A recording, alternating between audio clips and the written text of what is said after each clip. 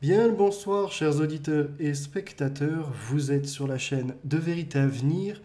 Dès lors, vous pouvez vous abonner si ce n'est pas fait, liker, commenter et trouver la flèche juste en dessous pour faire des posts de partage ou bien prendre l'URL et la mettre sur Facebook, Twitter ou encore par mail. Jusqu'à présent, vous m'avez vu traiter l'actualité, faire des analyses, qu'elles soient sur les religions ou non, les phénomènes politiques ou encore les mouvements migratoires et ce que ça inclut derrière. Et aujourd'hui, je voudrais pousser la démarche un peu plus loin. J'ai déjà fait de la philosophie et j'étais en pleine réflexion sur ce qui existe, ce qui n'existe pas. Quelles peuvent être mes expériences qui viennent à me tromper sur la réalité et à en faire commenter certains en disant que je suis discriminant, voire extrême envers les nouveaux venus en Europe et ce que certains appellent les chances. Alors nous étions sur une fracture identitaire, on a abordé les réseaux de passeurs en observant que ce n'était pas les plus nécessiteux, les personnes subissant la faim, la galère quotidienne, voire l'emportement dans les guerres involontaires. Nous étions sur les classes moyennes qui rêvent de quelque chose de meilleur autre part. Donc, ils vont faire appel à différents réseaux de passeurs, également à ceux qui font les faux papiers ou non, qui vont leur permettre après de traverser pays en pays jusqu'à la destination souhaitée, et de là, des associations qui, aux frais du contribuable, leur permettent d'avoir un logement, des habits, de la nourriture, et en fait répondent à tous les besoins élémentaires de Maslow. La question qui vient après à s'ajouter à ça, c'est de savoir, est-ce qu'en fait, les frontières ne sont que construction humaine et où s'arrêtent nos expériences qui nous illusionnent sur une identité, une culture, une religion et ce qui peut suivre même jusqu'au point de la famille.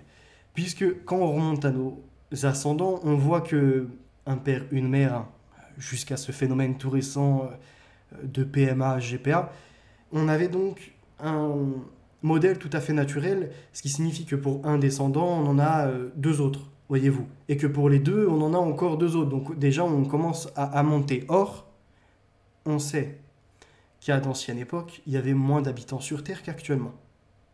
Ce qui veut dire que nous avons des ascendants communs et à partir de là, voir qu'est-ce qui a été de l'ordre du métissage ou non, les croisements, les flux de population et où ça s'est arrêté, à quel point ça s'est sédentarisé. Et à partir de ces phénomènes, l'interrogation qui me pousse, au niveau des livres religieux, notamment la Bible, pour moi qui suis chrétien, et le chrétien n'est pas que catholique, orthodoxe ou encore protestant si je puis dire, c'est un ensemble qui s'appuie et qui ne changera pas sur cet élément, l'Ancien et le Nouveau Testament, avec différents évangiles.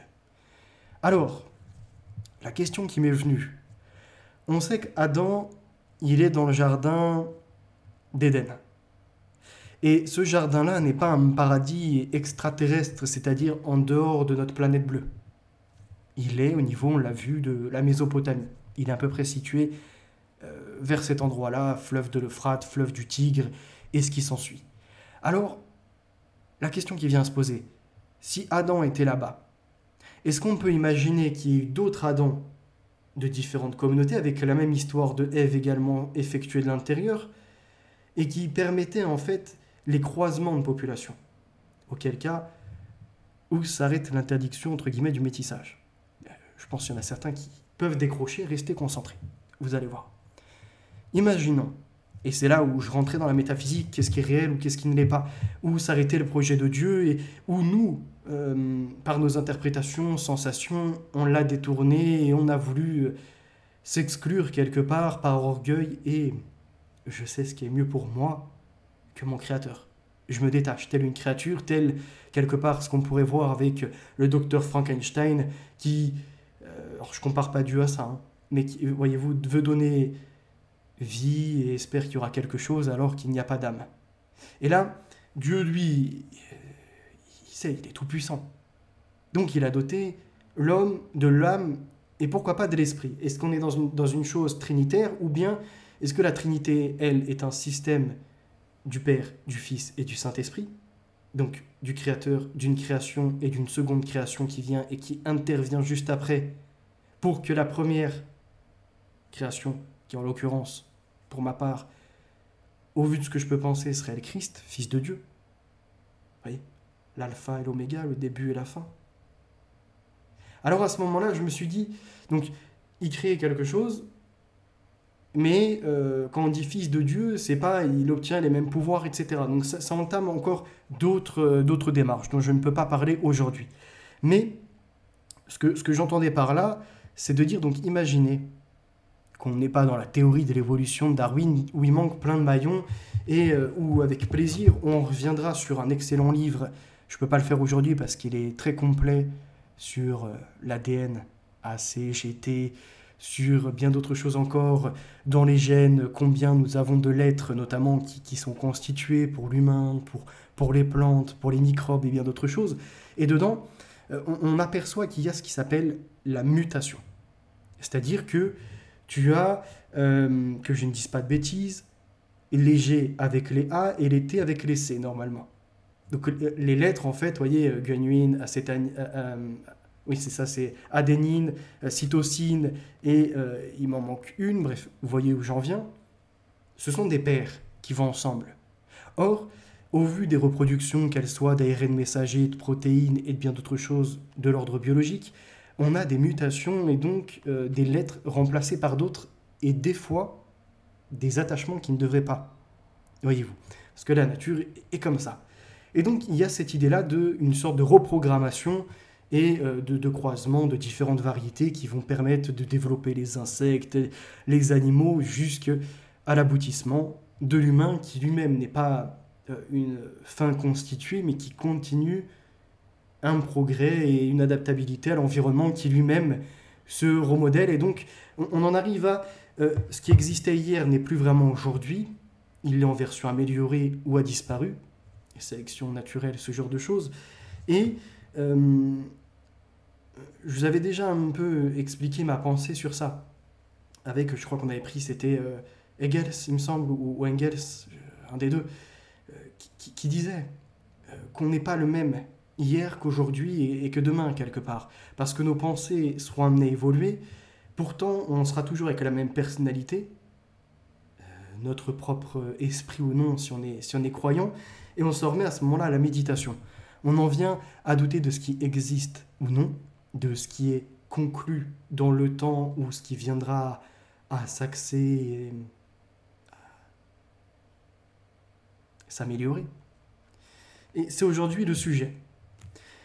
Ce qui m'a amené après, vous comprenez, de cette immigration, des croisements, et aujourd'hui on n'en veut plus, on veut limiter, et c'est où placer la barre, qui dérape ou non d'ailleurs, sur le projet de Dieu, sur un processus de reproduction, de croisement, de bien d'autres choses, pour éviter bien des drames. Et alors, la question qui, notamment, vient se placer sur la table et nous interroge tous, c'est est-ce qu'en restant trop dans notre communauté, c'est-à-dire groupe de blancs, groupe de noirs, groupe d'arabes, groupe d'asiatiques, vous voyez, on peut comme ça tous les énumérer, on n'en vient pas finalement à un système ayant nos ascendants qui sont à peu près en commun, d'une formule, on va dire, qui est un peu dérivée, mais de consanguinité, la consanguinité où finalement on est une sorte de grande famille. Donc soit on fait ça et on dérape en ne faisant pas progresser les croisements qui permettent justement de sortir de ce schéma-là, ou bien Dieu voulait justement qu'on reste unis entre guillemets par communauté, parce qu'il avait élaboré pour qu'on puisse avoir des cultures différentes et bien des choses. Ce qui m'a emmené après à me dire toute la pigmentation, et qui ne réside pas que sur ça, il y a la craniométrie, il y a bien d'autres choses qui en dérivent après de ce qui s'appelle l'anthropobiologie, qu'on a vu avec le docteur René Martial. Ne nous éloignons pas. Nous étions sur l'ordre de la vision et ce que le monde peut nous renvoyer en reflet, en couleur, en images, en nuances, et quelque part ce que nous-mêmes nous projetons au niveau de notre environnement. Ce qui m'a conduit à Diderot, puisque dedans, au début, il est inscrit ceci. La lettre sur les aveugles est centrée sur une question qui fascinait les penseurs de l'époque. Un aveugle de naissance Sachant reconnaître par le toucher des formes géométriques, les reconnaîtrait-il sans hésitation si, d'un coup, il recouvrait la vue? Il nous semble à présent qu'une telle interrogation est pour une large part artificielle et ne constitue pas réellement une expérience cruciale.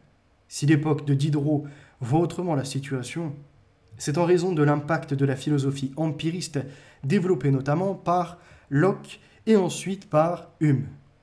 Selon ces philosophes, rien ne peut exister dans notre esprit qui ne provienne du monde extérieur et donc qui soit passé par nos sens. Nos idées proviennent, directement ou indirectement, de ce que nous avons vu, goûté, touché, entendu, etc. Ce que résume la formule célèbre « Nihil in intellectu nisi code ferit prius insensu ». En français, il n'y a rien dans l'esprit qui n'était auparavant dans la sensibilité. Or, dans cette perspective, l'image du carré ou du triangle telle que la vision les fait percevoir n'a jamais pu se former dans l'esprit de l'aveugle. Alors dans l'esprit de l'aveugle, comment il peut se représenter un autre humain qui serait d'une pigmentation différente? Comment, dans, quelque part, son appréhension du monde, il peut voir également les cultures différentes ou les frontières ou ce genre de choses? Lui parler de frontières, ça représente quoi au juste? Pour nous, qui sommes voyants, on sait très bien la construction humaine que ça constitue. Les délimitations, une carte, à partir de cet endroit-là, tu es dans telle région, on en fait redécouper le monde, on l'a mappé quelque part. Comme pour le cerveau, il y a différents mappings, il y a des couches, on va dire, avec des constructions, la façon dont on apprend le monde, l'écriture, les mathématiques et bien d'autres choses. Ce qui renvoie à ce moment-là aux méditations de Descartes sur la métaphysique. On s'en remet à qu'est-ce qui existe et qu'est-ce qui n'existe pas. Et alors, suis-je trompé lorsque je viens, par exemple, à montrer du doigt certains politiques en col blanc ou encore d'autres qui sont issus de l'immigration et qui profitent? Suis-je dans une illusion lorsque je voudrais placer seulement une communauté sur des méfaits?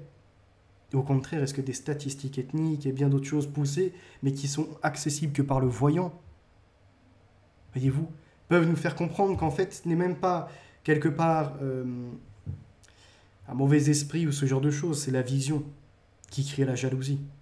C'est la vision qui peut créer le crime. C'est la vision en fait qui amène à bien d'autres choses, l'orgueil, la consommation, la tromperie. Tu vois, un aveugle aura peut-être moins de consommation. Il sera moins porté dans les phénomènes de mode ou ce genre de choses. Parce que qu'est-ce que c'est pour lui? Il aura le toucher pour essayer de percevoir. Mais il n'ira pas comme ça dans l'excessif. Et à ce moment précis, dans la Sainte Bible, à Matthieu chapitre 5, verset 29, on se renvoie à cette vision qui fait pécher, qui trouble quelque part. Mais si ton œil droit est pour toi une occasion de chute, arrache-le et jette-le loin de toi, car il est avantageux pour toi qu'un de tes membres périsse et que tout ton corps ne soit pas jeté dans la géhenne. Et si ta main droite est pour toi une occasion de chute, coupe-la et jette-la loin de toi, car il est avantageux pour toi qu'un de tes membres périsse et que tout ton corps ne soit pas jeté dans la géhenne. Ce qu'il est entendu par là, bien évidemment, ce n'est pas de s'arracher les organes et d'en venir à carrément se scarifier, se scalper, ce genre de choses, mais c'est pour dire que si pour toi, tu rentres dans un état de colère, de haine, tu as envie d'assassiner, tu as envie de vengeance, quelque part œil pour œil, dent pour dent, détache-toi. Tu es en train d'être désenchanté là. Ton âme n'est plus en train de t'habiter. Pourquoi? Parce que tu ne te remets pas en question sur ce que tu as appris ou non. Et c'est ça où on a une importance de toujours savoir avancer et de revenir dans l'hésitation. Je vais essayer de vous expliquer après pourquoi je suis arrivé par là, puisque actuellement j'ai des contacts avec certains qui sont, je vous l'ai déjà partagé, notamment dans les branches de métier du social, et il y a un basculement, un bouleversement, puisque les Français blancs ne sont pas les seules victimes de la voyoucratie, des racailles et de ce genre de choses. Il y a un laxisme qui est certainement voulu. Je ne peux pas en dire plus, encore une fois. Allons à la page numéro 30. je ne pourrais pas non plus vous partager où je travaille, puisqu'il y a toujours des saloperies sur Internet qui s'amuseraient à contacter tous ceux qui sont en lien avec ce que je vais pouvoir énumérer. Donc on va éviter. Page numéro 30. Descartes désigne dans l'épître par l'expression courante d'esprit fort, ce qu'on assimilait souvent à l'époque libertin, sceptique, athée ou déiste, bien qu'il s'agisse en réalité d'attitudes et de doctrines distinctes. Il constitue un deuxième groupe de personnes fondamentaux du texte, car c'est en partie pour eux que les méditations métaphysiques sont écrites. On les appelle esprits forts, parce qu'ils considèrent que, munis de leur seule raison, ils peuvent juger toute chose, y compris en matière de foi. Ces personnes qui se pensent supérieures. Bref, ils croient en la force de leur esprit, ni Dieu, ni maître, ou encore ma religion au-dessus de la tienne. Pourquoi sont-ils le plus souvent sceptiques ? Parce que la force de l'esprit s'illustre chez eux par une recherche constante de nouvelles raisons de contrebalancer et de remettre en cause ce qui avait d'abord été établi et jugé vrai. Pour un chrétien, qu'est-ce qui atteste des bonnes actions du Christ ? C'est pas de dire je veux voir, vous voyez, c'est à nouveau, on est dans cette dimension-là. Le Christ, il disait, heureux celui qui n'a pas vu et qui croit. Et pourtant, il a quand même accompli certaines missions et certains miracles à la vue de tous pour être suivi, ou qui est un relais de ce qui était permis non pas forcément en sa propre puissance, mais en celle du Père, le Créateur. J'agis toujours au nom du Père qui nous disait. On aboutit donc à une indécision éternellement recommencée, un doute sciemment entretenu et muet en mode de vie intellectuelle. Descartes dialogue implicitement avec eux dans les méditations, car leur argument, souvent rebattu depuis l'Antiquité, les illusions des sens, la relativité des coutumes, l'indistinction entre rêve et réalité demeurent toujours puissants. Et c'est à partir de ces philosophies, entre autres, qu'on en arrive à ce verbe être, je suis. Je pense, donc je suis. Et certains ont dit c'est idiot. Ça ne veut rien dire. Quand on s'en remet à un autre livre, donc qui s'appelle Les Africains en France, on voit notamment que les Sénégalais, mais c'est pas les seuls, avec leurs voisins de pays africains, avaient majoritairement le verbe avoir. Et donc il y avait un langage spécifique qui était utilisé au lieu de dire je suis ou ce genre de choses, c'est avoir qui est utilisé en verbe. Ce qui certainement est en relation avec les philosophies de l'époque et qui interroge sur la façon d'être. Quelle est cette identification ? Est-ce que c'est seulement une personnalité ? Est-ce que c'est un attachement à une dimension puissante telle l'esprit ou l'âme ? Pour Descartes, l'âme et l'esprit sont la même chose. Et il reviendra sur l'attachement ou non à ce qu'on peut appeler le matériel, c'est-à-dire le corps biologique. À la page numéro 32. Il parle des rêveurs et fous dans la première méditation. Le thème du rêve est en effet un thème sceptique traditionnel. Il a été repris et revivifié par l'esthétique dite baroque au XVIe et XVIIe siècle. Si l'on cherche des marques assez certaines, des indices concluants permettant de distinguer la veille du sommeil, on se rend compte qu'ils sont tout sauf évidents. Qu'est-ce qui relève de ton inception quelque part, de ton plongeon dans le subconscient, ou non d'ailleurs, en tout cas une partie de ton cerveau qui change d'un coup d'onde, et dans cet état de sommeil, tu peux revoir des choses de la journée, mais à la fin, qu'est-ce qui relève de la réalité ? Lorsque je suis debout, lorsque là par exemple je suis avec vous en train d'échanger, en action, à lire, ou encore à aller travailler, c'est le vrai monde ou c'est dans mon rêve ? Quel vrai monde ? L'interrogation est posée en tout cas. Donc le film, quel est Inception, l'idée même du rêve, dans le rêve, qui te ramènerait encore dans des choses bien plus profondes. Suis le lapin. Dring.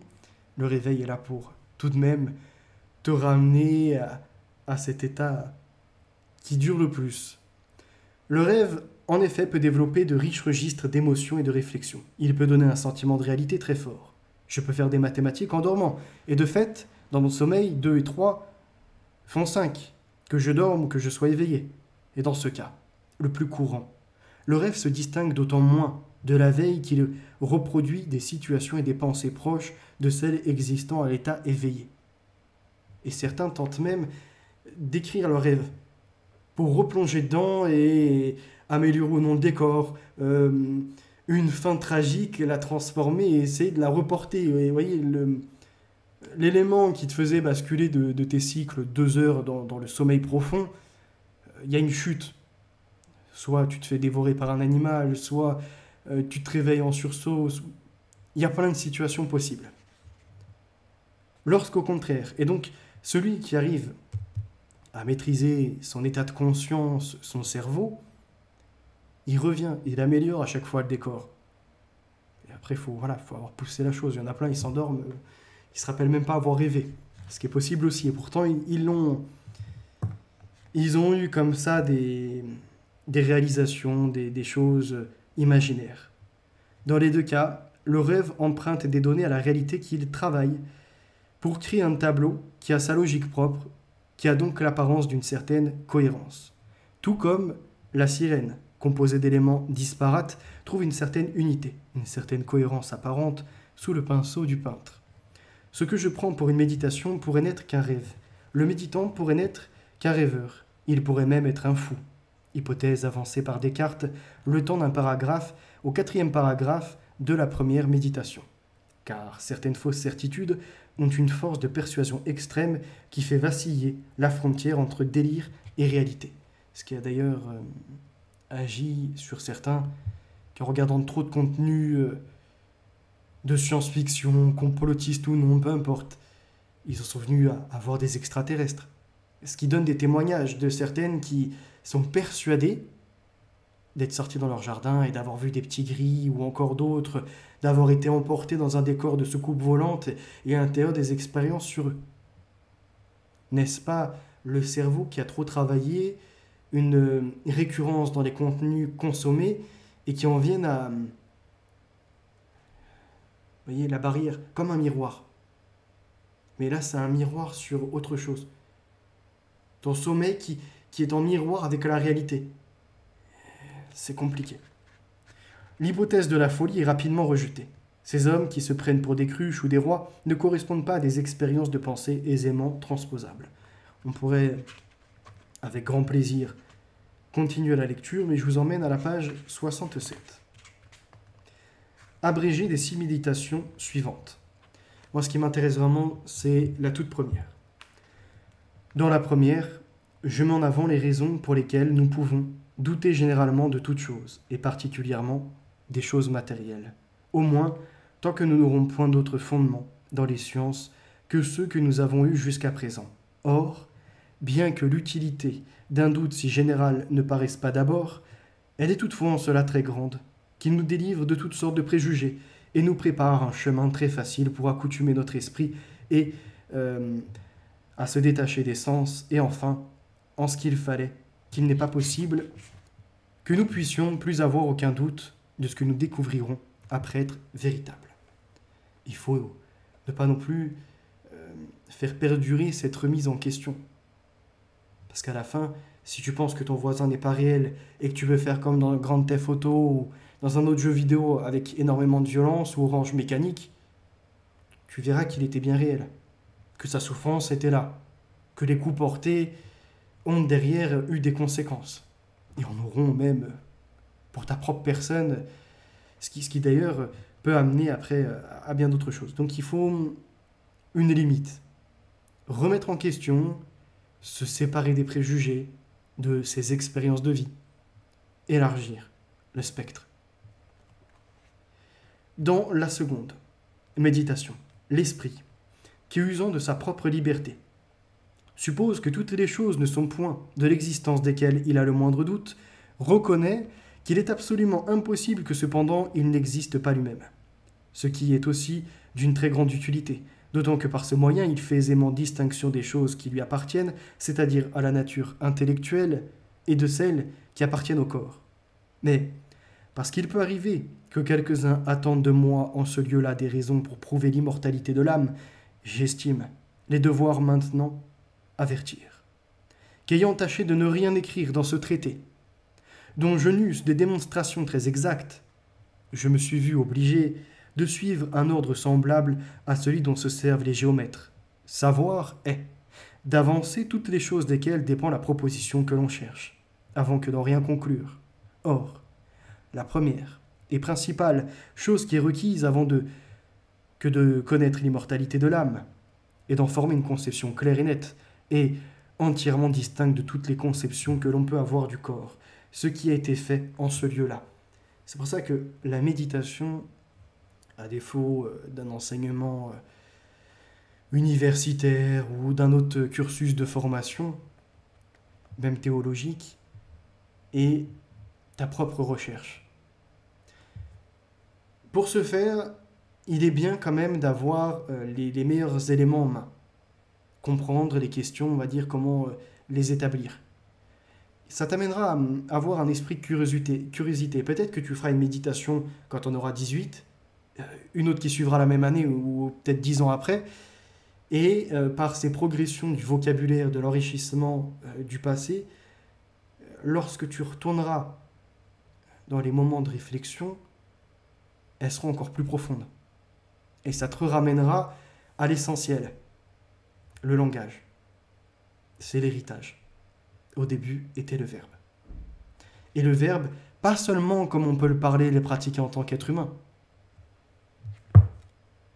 à ce qui se situe dans toute chose autour de toi. A, T, G, C. Après, il y a les U également et bien d'autres choses qui ramènent aux ARN messagers. En fait, à l'ordre de vie. Cet ordre de vie qui est d'ailleurs bien organisé. Selon certains, c'est le grand architecte. Selon d'autres, c'est la nature pure. On retrouve d'ailleurs dans Diderot l'idée de Voltaire qui est un dieu, l'idée qui est portée par d'autres, que je me souvienne, parce que j'ai pas tout en tête non plus. Voilà, à l'opposé de Voltaire qui est profondément convaincu de l'existence d'un dieu architecte, créateur du monde naturel, on a un Rousseau qui lui célèbre l'être suprême et un Diderot qui ne voit dans la nature qu'un assemblage temporaire d'atomes destinés à se disperser. Cycle de vie qui reviendront au nom à, je crois qu'on appelle ça une sorte de, c'est pas une rétrospective, c'est, il nous en parle en plus dans le livre de Soros, la réflexivité, il me semble. Tu étais à un point de départ, tu as progressé, tu as avancé, tu t'es dirigé vers plein d'endroits et puis est venu le moment où, au point de départ, qui retourne. Et ça ramène à nouveau à cette belle conception de la Bible. Ce qui est poussière retournera cette matière. Ce qui était intéressant n'est pas l'argile et la façon dont était constitué l'humain par le potier. Vous voyez, c'est ce qui contenait. Vous voyez, c'est le contenu plutôt. Et le contenu, c'est quoi? C'est ce qui ramène à l'esprit et l'âme, ton être profond, qui n'est donc pas seulement rattaché au biologique. Il est enrichi quelque part, il passe par une phase d'expérience depuis tes différentes sensations, tes organes, bien d'autres choses, ce que tu vas pouvoir engager avec les autres êtres humains, les autres créatures d'ailleurs, et même la nature, le végétal également. C'est comment tu vas agir, interagir. Et là, tu casses toutes tes certitudes. Toi qui pensais, oui, je suis héritier de la France et bien d'autres choses encore. Qu'est-ce que c'est que ça déjà? L'histoire, comment elle s'est écrite? Les hommes qui l'ont fait, n'ont-ils pas récupéré ce qui préexistait? L'ont-ils enrichi ou non? Telle la méditation première dont on parlait, plutôt celle qui va suivre après, avec le penseur fou. Celui qui veut mettre son rêve et la réalité, qu'est-ce qui relève l'un de l'autre? Le moment éveillé, le moment endormi. J'espère que vous arrivez à suivre. Je ne peux pas forcément être des plus explicites, je ne suis pas un philosophe, mais ce que j'ai remarqué, c'est que j'ai lu quelques-uns de ses écrits, de ses philosophies, et je peux bien voir avec certitude que ce n'est pas juste un Diderot seul qui a été efficace. Ce n'est pas juste un Descartes. D'ailleurs, lui, il va le reconnaître. Il va dire qu'il reprend certaines choses qui existent, mais il veut que le meilleur. Et il va essayer de l'augmenter. Mais c'est là où aujourd'hui on n'en arrive plus à avoir des... C'est pas des maîtres à penser, vous voyez, c'est des philosophes. On a quand même André Comte-Sponville et quelques-uns qui sortent du lot. Mais ils veulent faire à leur sauce parce qu'on est tombé dans un état d'orgueil. On a tellement appris que c'est moi je sais. Je ne remets plus rien en question. Je ne m'oriente même plus vers ce que par exemple Marx pouvait partager pour tout ce qui relève de la machinisation. En l'occurrence, les tas de processus qui ont emmené aujourd'hui à avoir des usines automatiques. À l'époque, c'était les machines de tissage. D'ailleurs, en France, on était quand même assez révolutionnaire dans le domaine. Mais tout ça a été permis par bien d'autres branches. Pour en revenir à notre écrit et à notre Descartes, loin des tarots qui pourraient être tirés, loin des fumeurs de tarots ou autres consommateurs, on sort des drogues et on s'élève un peu. Voyez-vous, on retourne déjà dans une métaphysique de dualité. Pourquoi pas pour accéder après par un petit tremplin à la Trinité, comme je l'avais inscrit. Mais parce qu'il peut arriver que quelques-uns attendent de moi en ce lieu-là des raisons pour prouver l'immortalité de l'âme, j'estime les devoir maintenant avertir qu'ayant tâche de ne rien écrire dans ce traité, dont je n'eusse des démonstrations très exactes, je me suis vu obligé de suivre un ordre semblable à celui dont se servent les géomètres. C'est ce que nous avons vu précédemment. Il dit tout de même qu'il est requis, outre cela, de savoir que toutes les choses que nous concevons clairement et distinctement sont vraies, pas sombrer dans la folie, selon que nous les concevons, ce qui n'a pu être prouvé avant la 4e méditation. De plus, il faut avoir une conception distincte de la nature corporelle, laquelle se forme, partie dans cette seconde et partie dans la 5e et 6e méditation. Et enfin, l'on doit conclure de tout cela que les choses que l'on conçoit clairement et distinctement être des substances différentes, comme on conçoit l'esprit et le corps, sont en effet des substances diverses et réellement distinctes les unes des autres. Et ce que l'on conclut dans la 6e méditation, c'est bien cela. Et en la même aussi, cela se confirme de ce que nous ne concevons aucun corps comme divisible, au lieu que l'esprit ou l'âme de l'homme ne se peut concevoir que comme homme indivisible, car en effet, nous ne pouvons concevoir la moitié d'aucune âme, comme nous pouvons concevoir du plus petit de tous les corps, en sorte que leur nature ne soit pas seulement reconnue diverse, mais même en quelque façon contraire. C'est fort.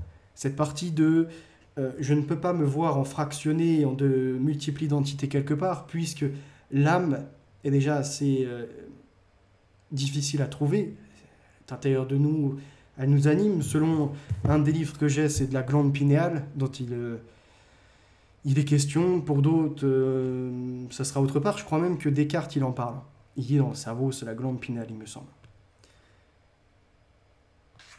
Donc nous ne sommes pas indivisibles. L'homme est un, entre guillemets, et unique, même s'il appartient par contre à une espèce, à une communauté humaine. Page 81. Tout ce que j'ai reçu jusqu'à présent pour le plus vrai et assuré, je l'ai appris des sens, ou par les sens. Or, j'ai quelquefois éprouvé que ces sens étaient trompeurs. Et il est de la prudence de ne se fier jamais entièrement à ceux qui nous ont une fois trompés. Il reviendra aussi, je crois, sur la sensation de ce membre fantôme. Tu n'as plus un bras, par exemple, mais tu as l'impression qu'il est encore là. Alors, comment c'est possible si ta biologie relève de quelque chose de plus puissant, entre guillemets? Et il y avait un autre exemple que je n'ai plus en tête. Mais, encore que le sens nous trompe quelquefois touchant les choses peu sensibles et fort éloignées, il s'en rencontre peut-être beaucoup d'autres, desquels on ne peut pas raisonnablement douter, quoique nous les connaissions par leurs moyens. Par exemple, que je sois assis, ici, assis auprès du feu, vêtu d'une robe de chambre, ayant ce papier entre les mains, et autre chose de cette nature. Et comment est-ce que je pourrais nier que ces mains et ce corps-ci soient à moi?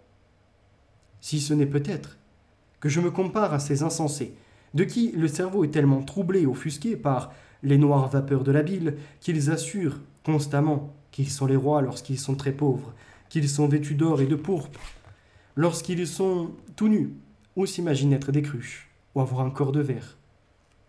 Ce qui ramène au wokisme, avant sa nouvelle génération et son remake avec plein d'acteurs différents, l'autre qui se prend pour une éponge, l'autre qui va te dire « mais qu'est-ce qui te fait dire que je suis un homme ?»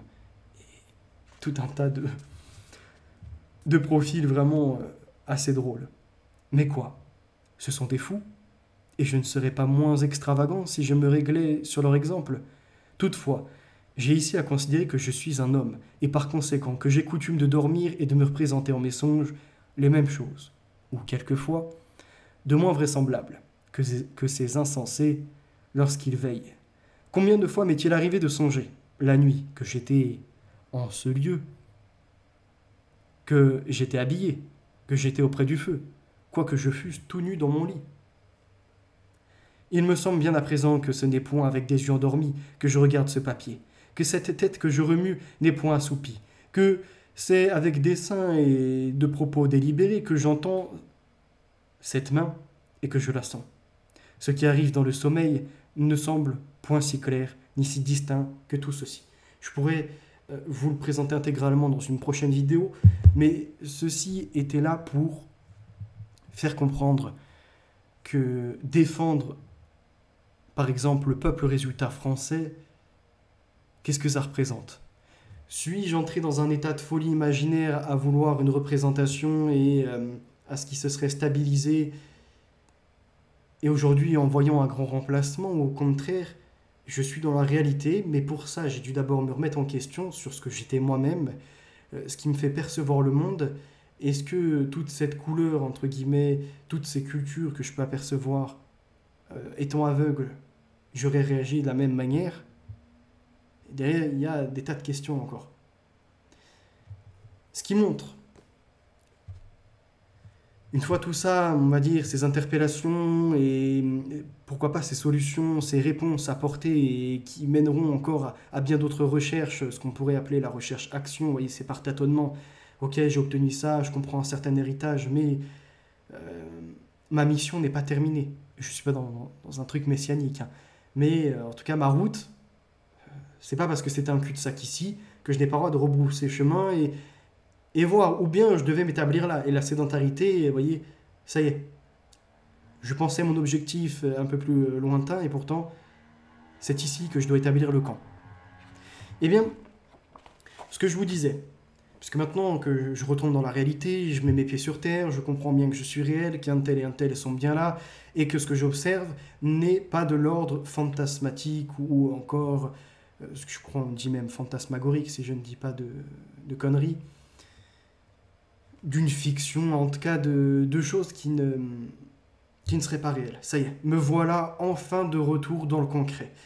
Donc, ce que je vous disais sur ces mouvements migratoires, les déstabilisations de l'Occident, de certaines opérations, mais aussi des malversations au sein de leur propre peuple, notamment de pays africains, m'avait amené à dire qu'en France, on privilégiait les autres avant les nôtres, ce qui est une totale réalité, et on peut l'observer ne serait-ce que par les HLM.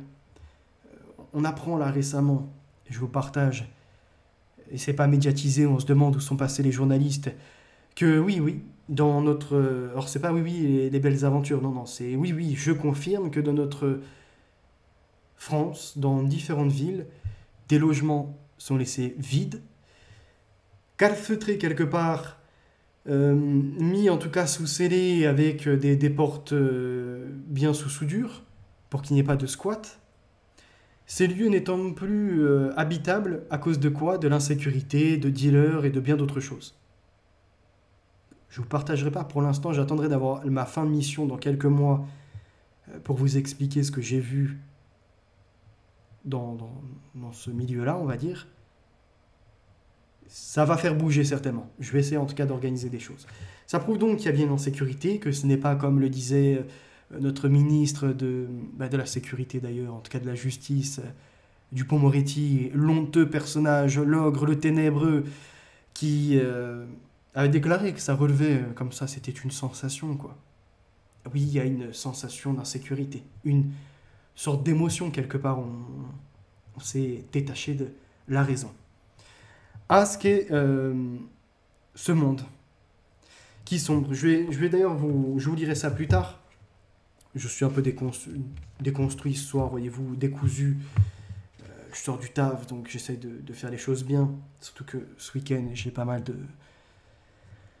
de déplacements de prévus. Mais c'était pour ramener à ce que je vous avais déclaré, vous savez, sur ces quartiers qui favorisent d'un coup le trafic de stupéfiants et surtout le proxénétisme. le trafic d'êtres humains. Avec des jeunes filles, aujourd'hui, ils s'en foutent, ou même ils vont se servir à l'étranger et les importent ici. Eh bien, Maxime Tandonnet nous écrivait déjà ça en 2005 ou 2007, je ne sais pas exactement de quand date ce livre. Il faudrait que je regarde d'ailleurs, souvent écrit à la fin. 2003, j'étais encore passé au-dessus. Et il a interrogé déjà sur les frontières. Moi, je vous ai abordé la chose par le spectre visuel, ce qu'on a établi par Descartes, le redécoupage. Et les conquêtes, d'ailleurs, hein, tout au long de l'histoire, c'est comme ça il y a ceux qui font partie du peuple et les barbares, ceux qui parlent la langue ou non, et l'étendue des contrées. Et quelque part, on est missionnaire, on doit, voyez-vous, exporter la religion, la culture et bien d'autres choses, les us et coutumes. Alors derrière, il est question de voir qu'au vu des êtres humains qui, quand même, sont déplacés massivement, doit-on abolir les frontières? Y a-t-il à ce moment-là un droit suprême de l'être humain sur celui des États? Ce qui a amené à tout un travail sur les clandestins, sur les libertés fondamentales de s'installer dans le pays de son choix, donc ça c'est du point de vue philosophique. Mais dans la réalité, aucun État ne peut se permettre de recevoir un flux illimité d'étrangers puisqu'il faudra lui accorder les mêmes droits. Accès au logement, à la nourriture, éviter les bidonvilles, les gens qui crèvent de maladies et bien d'autres choses. Or, les ressources sont tout de même limitées. Les personnels sont déjà à flux tendu. Comment accueillir plus de personnes quand les autochtones eux-mêmes n'arrivent plus à accéder à leurs propres droits et pourtant on continue à cotiser, être à la vache à lait et toutes les mamelles sont déjà tirées, il y a déjà des gens en train de s'abreuver et plus que nécessaire en train d'épuiser quelque part l'État. Alors, il était question de l'accueil par exemple d'un travailleur immigré et de la conception de combien il faudrait dépenser pour lui permettre l'accès au logement, aux soins, à l'école, aux besoins d'ailleurs, ou en tout cas des formations. Bien il est dit, un travailleur immigré qui vient, et on ne parle pas d'un feignant, d'un travailleur, il nous coûtera 4 fois ce qu'il produit, le temps de l'insérer. S'il fait maintenant un rassemblement familial comme c'est permis depuis 1974 et la ratification de Genève quelques années auparavant, ça coûtera entre 10 et 20 fois. Vous doutez bien que les ressources n'étant pas illimitées, un flux migratoire doit bien être avec des quotas. C'est un constat tout à fait logique. Or, quand tu le dis, tu es traité de fasciste, d'extrémiste, ou de raciste, ou d'islamophobe, même quand tu viens à décrire une situation où l'islam est la bienvenue en France, pourtant terre chrétienne quand même, et au vu de ce qui est écrit dans leur sourate, notamment 9, verset 30, on serait en droit légitime de dire « on est désolé, que vous pratiquez chez vous, c'est très bien, chez nous, malheureusement, vous ne pouvez le faire puisque nous sommes des héritiers de l'Église. » Et pourtant, l'histoire, les venues de certains vaillants qui ont défendu aussi notre territoire ou qui ont eu peur de d'autres conquêtes de nazis ou de ce genre de choses, ont permis une partie de la libération, ont participé, on leur doit honneur et valeur leur étant reconnaissant. Donc l'islam a été bienvenu. On a grande mosquée de Paris et bien d'autres endroits encore qui existent pour pratiquer le culte. Sauf qu'aujourd'hui, au nom de la pratique, de l'égalité et de bien d'autres choses, on en est venu maintenant à vouloir quelque chose d'illimité, de remplacement. Ce qui vient à nouveau à questionner. Sommes-nous légitimes ou non à vouloir à un moment une limite? Et je vous laisserai également y répondre, faire l'exercice. Là, je le fais un peu de tête, vous voyez, mis à part avoir ça qui relève de vraiment une phrase sur chaque livre, j'ai rien d'autre sous les yeux pour ce soir. Donc c'est pas un sujet que j'ai travaillé en profondeur, je suis encore à le construire. Mais derrière, ça a amené à voir qu'il y aurait une pénurie de logements sociaux. Plus l'insécurité, qui conduit à ce que je vous ai dit, à ce qu'il y ait certains immeubles carrément qui soient... ça y est, on a déplacé, on a fait... comment ça s'appelle déjà? Des gens qui font une demande de... je sais plus, comme une migration, on va dire, d'un bâtiment à un autre, quoi. Et derrière, on apprend à la page 75 qu'il y a une délinquance des mineurs qui fait de la prostitution, notamment de mineurs, des gangs esclavagistes qui ramènent également à tout ce qui est des trafics de stupes. Vous doutez bien que ces gens-là ne seront pas dans un état primaire avec toute leur conscience, leurs compétences, ils vont être dans un moment secondaire. Soit comme des zombies, soit comme des harceleurs. Ils vont répondre à leurs pulsions, cette fois-ci de façon animale, entre guillemets, ce qui va conduire à plus de violeurs, harceleurs, des personnes même, ne serait-ce que sans avoir touché par exemple la femme, sont en train de la suivre dans la rue, avec un regard qui lui-même, de sa propre perception, n'est peut-être pas méchant, vous voyez, là pour intimider, et pourtant, comme il n'a plus sa maîtrise, il est déjà là en train d'harceler. L'immigration illégale favorise également l'émergence d'une sous-société, ce qui va conduire à des bidonvilles et à bien d'autres phénomènes. Et pour vous dire que ça ne relève pas d'un racisme et que ce n'est pas un racialisme, le président du Sénégal, je vais aller quand même à la page 79 pour citer ce grand monsieur, qui était, je pense que ça a peut-être changé, monsieur Abdoulaye Wade, donc président du Sénégal, l'un des principaux pays sources des flux migratoires vers la France, qui ont quand même participé avec les tirailleurs sénégalais à repousser l'adversaire à l'époque.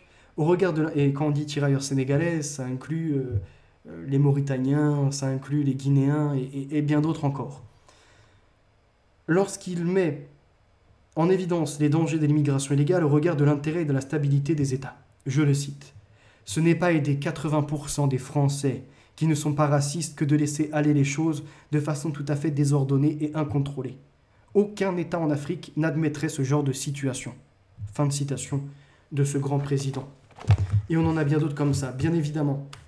Vous vous doutez, quand un représentant, un politique africain, prend faveur pour un peuple qui, en Europe, il sera traité de bounty, de vendu, de corrompu et de tout ce qu'on peut voir aux alentours. Alors que c'est du bon sens. Maintenant, il lui faudrait favoriser que ces gens restent chez eux et que la France, n'ayant pas de pénurie de logements, de problèmes pour s'approvisionner dans l'alimentation, n'ayant plus des milliards à dépenser dans toutes les aides et on va dire dans s'essayer, je ne sais pas comment je pourrais formuler ça, mais pour les intégrer ou en tout cas les assimiler à la société, ce qui échoue bien souvent par les associations et à coups de milliards chaque année, les réseaux de passeurs, la traite d'êtres humains, tout ça prendrait fin si on pourrait consacrer une partie de ce budget avec des vérifications dans les pays d'origine. Voilà. J'espère avoir été clair à peu près aujourd'hui. On est sur un petit format. N'hésitez pas à me faire un retour. On se retrouvera peut-être dans le week-end. Je vous souhaite en tout cas une bonne écoute sur les autres contenus que j'ai pu faire.